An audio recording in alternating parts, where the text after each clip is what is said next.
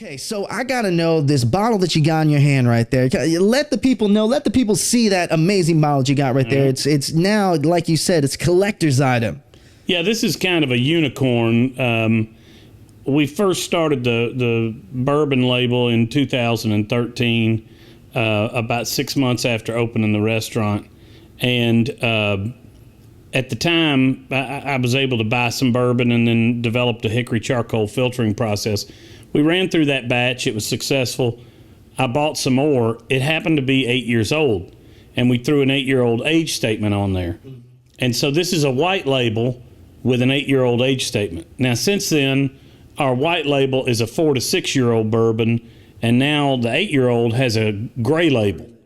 And so this is one of the remaining bottles from that second batch, which is a unicorn now. If you see one of these in the wild, I would grab it because we didn't do this for very long, and we'll never do it again.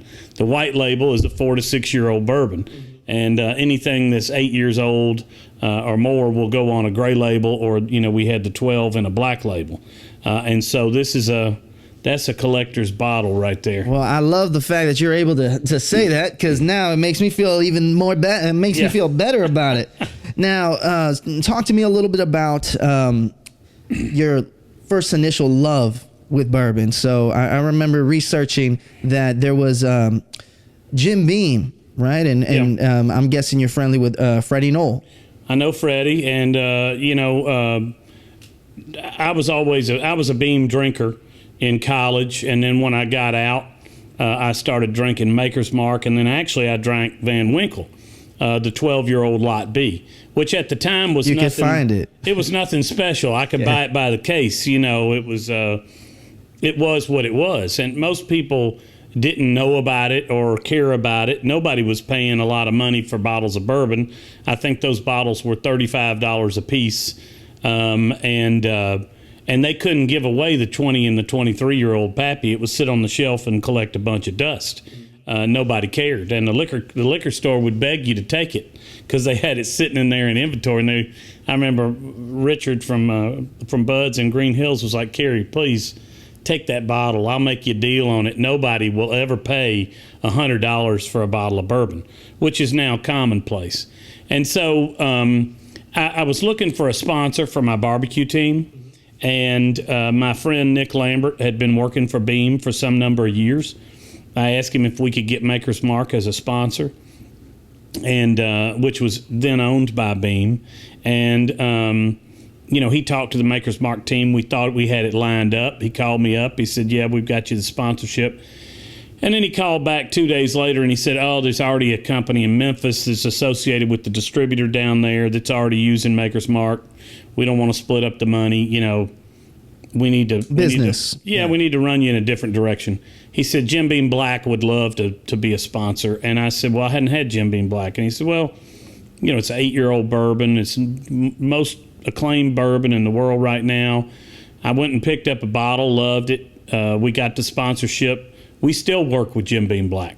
And so they have still sponsored my Memphis and May team for all these years, even though I have my own brand now.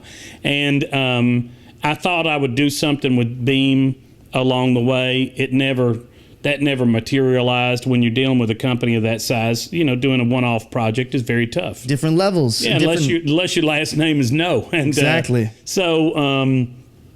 Anyway, Nick had left Beam a couple of years afterwards, and he called me up one day and he said, "Hey, I've got access to this batch of bourbon. If you're interested, I know somebody that's buying a large batch. They want to hedge their bet by offloading some of it. You'll be able to start your own brand. I know you've been wanting to do that." And I said, "Well, what's it going to take?" And he told me. I didn't have the money. I went 6 months after you started the business. I was broke, and I went to the bank, and they were like, "No, we're not going to do that." And I called a fraternity brother, and he was a banker, and I said, "Hey, man, can you get this? I got to do this. It's do or die right now." It was perfect timing, too. And he said, "Look, man, I'll make it happen." And he made it happen, and I got a $50,000 loan, and I started the bourbon company. First batch sold through.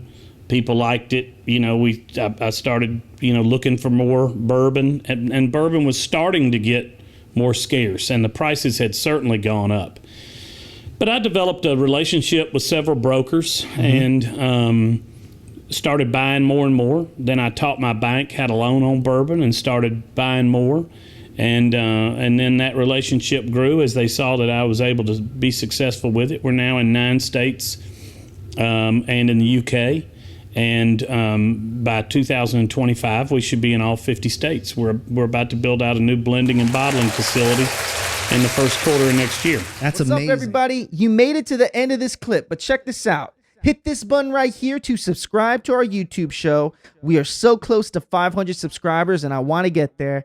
And then hit this button right here to check out more episodes and more clips from this season of Heart of the Gulch. I'll see you next time.